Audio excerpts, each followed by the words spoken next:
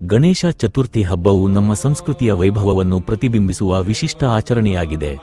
ಸಾರ್ವಜನಿಕವಾಗಿ ಈ ಹಬ್ಬವನ್ನು ಆಚರಿಸುವ ಪರಂಪರೆ ಜನರಲ್ಲಿ ಏಕತೆ, ಭಕ್ತಿ ಮತ್ತು ಸಾಂಸ್ಕೃತಿಕ ಬಂಧವನ್ನು ಬೆಳೆಸುವಲ್ಲಿ ಮಹತ್ವದ ಪಾತ್ರವಹಿಸಿದೆ. ಇದರ ಹಿಂದಿರುವ ಇತಿಹಾಸವು ಕೇವಲ ಧಾರ್ಮಿಕ ಕಾರಣಗಳಲ್ಲದೆ ಸಾಮಾಜಿಕ ಚೇತನೆಯನ್ನು ರೂಪಿಸುವ ಶಕ್ತಿಯಾಗಿದೆ. ಇಂದು ಜ್ಞಾನ ಸಂಗಮ ವಾಹಿನಿಯಲ್ಲಿ ನಾವು ಗಣೇಶ ಚತುರ್ಥಿಯ ವಿಶೇಷತೆ ಹಾಗೂ ಸಾರ್ವಜನಿಕ ಆಚರಣೆಯ ಇತಿಹಾಸವನ್ನು ತಿಳಿದುಕೊಳ್ಳೋಣ. ಗಣೇಶ ಚತುರ್ಥಿ ಸನಾತನ ಧರ್ಮದ ಅತ್ಯಂತ ಪವಿತ್ರವಾದ ಹಬ್ಬವಾಗಿದೆ. ಈ ಹಬ್ಬವನ್ನು ಭಾದ್ರಪದ ಮಾಸದ ಶುಕ್ಲ ಪಕ್ಷದ ಚತುರ್ಥಿ ತಿಥಿಯಲ್ಲಿ ಆಚರಿಸಲಾಗುತ್ತದೆ. ಇದು ವಿಘ್ನೇಶ್ವರನ ಜನ್ಮದಿನವೆಂದು ಭಾವಿಸಲಾಗುತ್ತದೆ. ಗಣೇಶನನ್ನು ವಿಘ್ನಹರ್ತ, ಗಣಪತಿ, ವಿನಾಯಕ, ಲಂಬೋದರ, ಗಜಾನನ ಎಂಬ ನಾಮಗಳಿಂದ ಪೂಜಿಸಲಾಗುತ್ತದೆ. ಎಲ್ಲಾ ಶುಭ ಕಾರ್ಯಗಳ ದೇವತೆಯಾಗಿ ಪರಿಗಣಿಸಲಾಗುವ ಗಣೇಶನನ್ನು ಯಾವುದೇ ಹೊಸ ಕಾರ್ಯವನ್ನು ಆರಂಭಿಸುವಾಗ ಮೊದಲು ಸ್ಮರಿಸುವ ಸಂಪ್ರದಾಯವಿದೆ. ಭಾರತದಲ್ಲಿ ಗಣೇಶ ಚತುರ್ಥಿ ಹಬ್ಬವನ್ನು ಅಪಾರ ಉತ್ಸಾಹ ಮತ್ತು ಭಕ್ತಿಯಿಂದ ಆಚರಿಸಲಾಗುತ್ತದೆ. ವಿಶೇಷವಾಗಿ ಮಹಾರಾಷ್ಟ್ರ, ಕರ್ನಾಟಕ, ಆಂಧ್ರಪ್ರದೇಶ ಮತ್ತು ತಮಿಳುನಾಡಿನಲ್ಲಿ ಈ ಹಬ್ಬಕ್ಕೆ ವಿಶೇಷ ಮಹತ್ವವಿದೆ. ಈ ಹಬ್ಬವು ಕೇವಲ ಆಧ್ಯಾತ್ಮಿಕ ದೃಷ್ಟಿಯಿಂದ ಮಹತ್ವಪೂರ್ಣವಾಗಿರದೆ ಸಾಮಾಜಿಕ ಐಕ್ಯತೆ ಮತ್ತು ಸಾಂಸ್ಕೃತಿಕ ಪರಂಪರೆಯನ್ನು ಬಲಪಡಿಸುತ್ತದೆ. ಗಣೇಶನನ್ನು ಬುದ್ಧಿ, ಸಮೃದ್ಧಿ ಮತ್ತು ಯಶಸ್ಸಿನ ದೇವತೆಯೆಂದು ಪರಿಗಣಿಸಲಾಗುತ್ತದೆ. ಗಜಮುಖದ ದೇವತೆಯಾದ ಗಣೇಶನ ಆನೆಯ ತಲೆಯು ಜ್ಞಾನ ಮತ್ತು ವಿವೇಕದ ಸಂಕೇತವಾಗಿದೆ. ಅವರ ದೊಡ್ಡ ಹೊಟ್ಟೆಯು ತೃಪ್ತಿ ಮತ್ತು ಧೈರ್ಯವನ್ನು ಸೂಚಿಸುತ್ತದೆ. ಚತುರ್ಭುಜ ಗಣೇಶನ 4 ಕೈಗಳು 4 ವೇದಗಳ ಪ್ರತಿನಿಧಿಯಾಗಿವೆ. ಅವರ ವಾಹನವಾದ ಮೂಷಿಕವು ಅಹಂಕಾರದ ಮೇಲೆ ವಿಜಯವನ್ನು ಸೂಚಿಸುತ್ತದೆ. ಈ ಹಬ್ಬದ ಸಮಯದಲ್ಲಿ ಭಕ್ತರು ತಮ್ಮ ಮನೆಗಳಲ್ಲಿ ಗಣೇಶನ ವಿಗ್ರಹಗಳನ್ನು ಸ್ಥಾಪಿಸಿ ವಿಧಿವತ್ತಾಗಿ ಪೂಜೆ ಮಾಡುತ್ತಾರೆ. ಮೋದಕವು ಗಣೇಶನ ಅಭೀಷ್ಟ ಆಹಾರವಾಗಿರುವುದರಿಂದ ಈ ದಿನ ಮೋದಕಕ್ಕೆ ವಿಶೇಷ ಮಹತ್ವವಿದೆ. ಗಣೇಶ ಚತುರ್ಥಿ ಹಬ್ಬವು 1 ರಿಂದ 11 ದಿನಗಳವರೆಗೆ ಮುಂದುವರಿಯುತ್ತದೆ ಮತ್ತು ಗಣೇಶ ವಿಸರ್ಜನೆಯೊಂದಿಗೆ ಸಮಾಪ್ತಿಯಾಗುತ್ತದೆ. ಈ ಕಾಲಾವಧಿಯಲ್ಲಿ ಭಕ್ತರು ಪ್ರತಿದಿನ ಆರತಿ, ಭಜನೆ ಮತ್ತು ವಿಶೇಷ ಪೂಜೆಗಳನ್ನು ಮಾಡುತ್ತಾರೆ.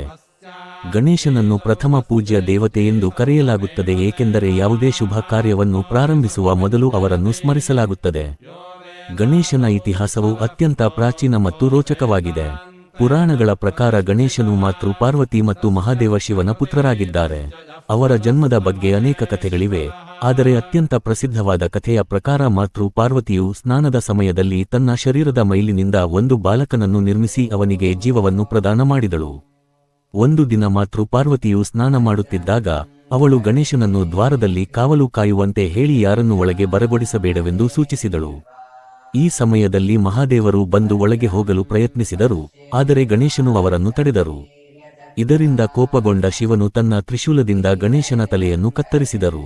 ಇದನ್ನು ತಿಳಿದ ಪಾರ್ವತಿಯು ಅತ್ಯಂತ ದುಃಖಿತಳಾದಳು. ಪಾರ್ವತಿಯ ದುಃಖದ ಸ್ಥಿತಿಯನ್ನು ನೋಡಿ ಶಿವನು ಗಣೇಶನನ್ನು ಜೀವಂತಗೊಳಿಸುವ ನಿರ್ಧಾರ ತೆಗೆದುಕೊಂಡರು. ಶಿವನು ತನ್ನ ಗಣಗಳಿಗೆ ಉತ್ತರ ದಿಶೆಗೆ ಹೋಗಿ ಮೊದಲು ಸಿಗುವ ಜೀವಿಯ ತಲೆಯನ್ನು ತರುವಂತೆ ಆದೇಶಿಸಿದರು. ಗಣಗಳಿಗೆ ಮೊದಲು ಆನೆಯೊಂದು ಸಿಕ್ಕಿತು, ಆದ್ದರಿಂದ ಅವರು ಆನೆಯ ತಲೆಯನ್ನು ತಂದರು. ಶಿವನು ಆನೆಯ ತಲೆಯನ್ನು ಗಣೇಶನ ದಡಕ್ಕೆ ಜೋಡಿಸಿ ಅವನನ್ನು ಪುನರ್ಜೀವಿತಗೊಳಿಸಿದರು.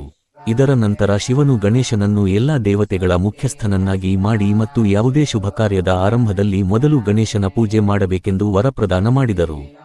ಇದೇ ಕಾರಣದಿಂದ ಗಣೇಶನನ್ನು ಪ್ರಥಮ ಪೂಜ್ಯ ದೇವತೆ ಎಂದು ಕರೆಯಲಾಗುತ್ತದೆ.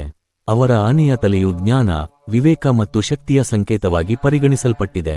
ಗಣೇಶನು ಎಲ್ಲಾ ವಿಘ್ನಗಳನ್ನು ಹರಿಸುವ ಶಕ್ತಿಯನ್ನು ಹೊಂದಿದ್ದಾನೆ ಎಂದು ನಂಬಲಾಗುತ್ತದೆ. ಗಣೇಶ ಚತುರ್ಥಿಯ ಸಾರ್ವಜನಿಕ ಆಚರಣೆಯು ತುಲನಾತ್ಮಕವಾಗಿ ಹೊಸ ಪರಂಪರೆಯಾಗಿದೆ.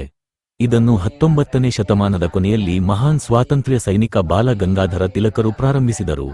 ಆ ಸಮಯದಲ್ಲಿ ಭಾರತವು ಬ್ರಿಟಿಷ್ ಆಳ್ವಿಕೆಯಲ್ಲಿತ್ತು ಮತ್ತು ಭಾರತೀಯರಿಗೆ ಒಟ್ಟುಗೂಡುವ ಅನುಮತಿ ಇರಲಿಲ್ಲ. ತಿಲಕರು ಈ ಸಮಸ್ಯೆಗೆ ಆಧ್ಯಾತ್ಮಿಕ ಹಬ್ಬಗಳ ಮೂಲಕ ಪರಿಹಾರ ಕಂಡುಕೊಂಡರು. ತಿಲಕರು ಗಣೇಶ ಚತುರ್ಥಿಯನ್ನು ಸಾಮುದಾಯಿಕ ಹಬ್ಬವಾಗಿ ಆಚರಿಸಲು ಪ್ರಾರಂಭಿಸಿದರು. ಅವರ ಮತೆ ಆಧ್ಯಾತ್ಮಿಕ ಹಬ್ಬಗಳ ಕಾರಣದಿಂದ ಜನರು ಒಟ್ಟುಗೂಡಬಹುದು ಮತ್ತು ರಾಷ್ಟ್ರೀಯ ಭಾವನೆಯ ಪ್ರಸಾರ ಮಾಡಬಹುದಾಗಿತ್ತು. ಈ ಪ್ರಕಾರ ಗಣೇಶ ಚತುರ್ಥಿಯು ಕೇವಲ ಆಧ್ಯಾತ್ಮಿಕ ಹಬ್ಬವಾಗಿರದೆ ಸ್ವಾತಂತ್ರ್ಯ ಸಂಗ್ರಾಮದ ಒಂದು ಮುಖ್ಯ ಭಾಗವಾಯಿತು. ತಿಲಕರ ಈ ಪ್ರಯತ್ನದಿಂದ ಜಾತಿಗತ ಭೇದಭಾವವು ಕಡಿಮೆಯಾಯಿತು. ಇಂದಿನ ಕಾಲದಲ್ಲಿ ಸಾರ್ವಜನಿಕ ಗಣೇಶ ಉತ್ಸವದ ಸ್ವರೂಪವು ಇನ್ನೂ ವಿಸ್ತಾರವಾಗಿದೆ.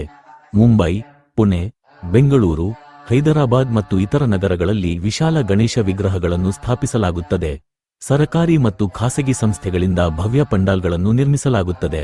ಗಣೇಶ ಚತುರ್ಥಿಯ ದಿನ ಚಂದ್ರನನ್ನು ನೋಡುವುದು ನಿಷಿದ್ಧವೆಂದು ಪರಿಗಣಿಸಲಾಗಿದೆ. ಈ ಪರಂಪರೆಯು ಒಂದು ಪ್ರಾಚೀನ ಕಥೆಯೊಂದಿಗೆ ಸಂಬಂಧ ಹೊಂದಿದೆ. ಪುರಾಣಗಳ ಪ್ರಕಾರ ಒಮ್ಮೆ ಗಣೇಶನು ತನ್ನ ವಾಹನವಾದ ಮೂಷಿಕದ ಮೇಲೆ ಸವಾರಿ ಮಾಡುತ್ತಾ ಎಲ್ಲೋ ಹೋಗುತ್ತಿದ್ದರು. ಮಾರ್ಗದಲ್ಲಿ ಅವರು ಬಹಳಷ್ಟು ಮೋದಕಗಳನ್ನು ತಿಂದಿದ್ದರಿಂದ ಅವರ ಹೊಟ್ಟೆ ತುಂಬಿ ಹೋಗಿತ್ತು. ಇದ್ದಕ್ಕಿದ್ದಂತೆ ಒಂದು ಸರ್ಪವು ಕಾಣಿಸಿಕೊಂಡಿತು. ಸರ್ಪವನ್ನು ನೋಡಿ ಮೂಷಿಕವು ಭಯಗೊಂಡು ಗಣೇಶನು ಕೆಳಗೆ ಬಿದ್ದರು. ಬಿದ್ದಾಗ ಗಣೇಶನ ಹೊಟ್ಟೆ ಸೀಳಿ ಎಲ್ಲಾ ಮೋದಕಗಳು ಹೊರಗೆ ಬಿದ್ದವು. ಗಣೇಶನು ಶೀಘ್ರವಾಗಿ ಮೋದಕಗಳನ್ನು ಮತ್ತೆ ಹೊಟ್ಟೆಯೊಳಗೆ ತುಂಬಿ ಸರ್ಪದಿಂದ ತನ್ನ ಹೊಟ್ಟೆಯನ್ನು ಕಟ್ಟಿದರು. ಆಕಾಶದಲ್ಲಿದ್ದ ಚಂದ್ರನು ಇದೆಲ್ಲವನ್ನು ನೋಡಿ ನಗಲು ಪ್ರಾರಂಭಿಸಿದನು. ಚಂದ್ರನ ನಗುವಿಗೆ ಕೋಪಗೊಂಡ ಗಣೇಶನು ಅವನಿಗೆ ಶಾಪ ನೀಡಿದರು. ಇಂದಿನ ದಿನ ಯಾರು ಚಂದ್ರನನ್ನು ನೋಡುವರೋ ಅವರ ಮೇಲೆ ಸುಳ್ಳು ಕಳಂಕ ಬರುವುದೆಂದು ಶಾಪ ನೀಡಿದರು.